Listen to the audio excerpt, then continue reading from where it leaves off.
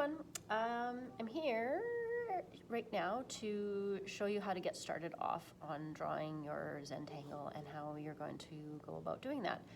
So the first thing you're going to do is you're going to make sure that you have your sketchbook. Okay, so I got my sketchbook right here, and you're going to find something in your home or unless you think you can draw a circle really well. But it's easiest to just kind of find something around. I got a couple different examples here. Might be something you have in your kitchen, some kind of a little bowl. I've got my lunch here. That's a nice kind of big circular item. You want something that is kind of around this size. You want it to take up, a good portion of the page on your sketchbook. And here's just another sample of something. This is kind of like just like a hot plate little thing.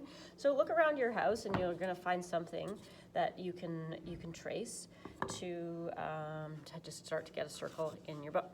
Okay, so I'm going to switch the camera down here so you can kind of see my page a little bit better. Okay. So yeah, you're just going to trace that item. I'm going straight in with a Sharpie. If you don't have a Sharpie, you can be using just like a pen, like any kind of ballpoint pen will work just fine as well. And so there, I've got just the beginning circle part of my design. I'm going to sort of for this have you guys not use a pencil, because I want you to start to think about not being afraid to a pencil, people often just like constantly erasing and going back and erasing and going back. I want you to just kind of work with what you do and the lines that you put on your page, especially for something like this. It can be really forgiving, and you're just gonna kind of go with whatever it is that you happen to do. I'm gonna do just kind of a quick, like a landscape here. So I'm gonna start off by doing, this is gonna be sort of my ground there. It's a little bit of a rocky landscape there. I'm gonna do some more lines within here to kind of create the ground.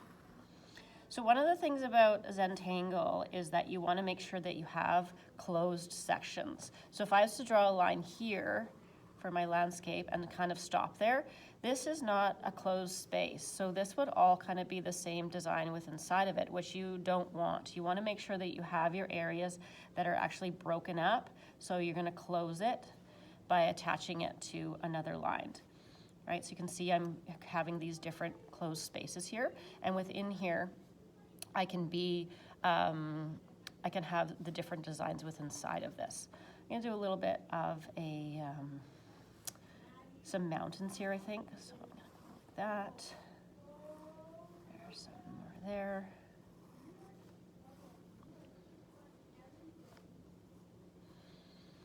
And I think I'll put a bit of a sunrise or set within there. Generally, I say not to draw suns like this, but kind of for this, it's creating more spaces. And your Zentangle is not a realistic drawing. It's going to be it's not like if you're drawing an animal or something, that's not a portrait of that animal. You're basically breaking that animal up into different sections and doing something creative in that way. It's not you're not looking for accuracy in necessarily the drawing. We're looking to focus on the different types of line you're going to use. So you can hear I already started to kind of darken that one up a little bit. And then maybe in here I'm going to start to add some little tiny little designs within there. So I'm going to start just one little pattern within there.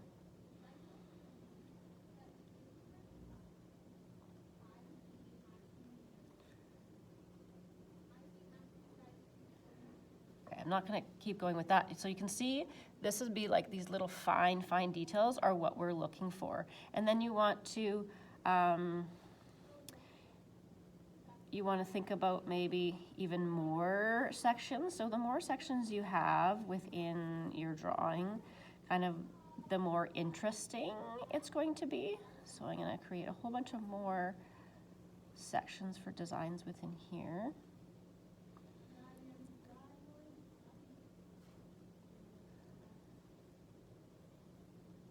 It's okay also if you end up not seeing what your drawing is about. It's okay if it just ends up being about line and kind of abstract. So something that's abstract is the artist has intended to draw something, but that might not be recognizable. Okay, so if you look at this afterwards and say, well, that doesn't look like a landscape, that's okay. It doesn't need to look like a landscape. That's just my intentions were the beginning of that. If it does still look like a landscape, then that's fine too. But that's not sort of a requirement of what we're looking for here. We're really looking to focus on the idea of line and all the different ways that you can be using different types of line, and just really making kind of a cool, like, detailed drawing. You can also do other images as a pattern with inside of here. So let's say I want this to be like all flowers.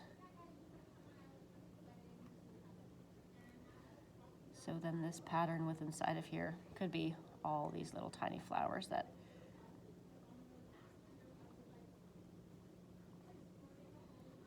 and then with inside of these there can be more designs and patterns with inside of that.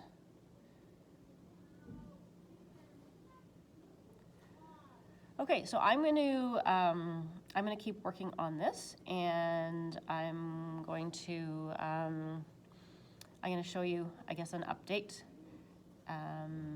when we're on the we're in one of our meetings, or as we're sort of working on this project together. Okay.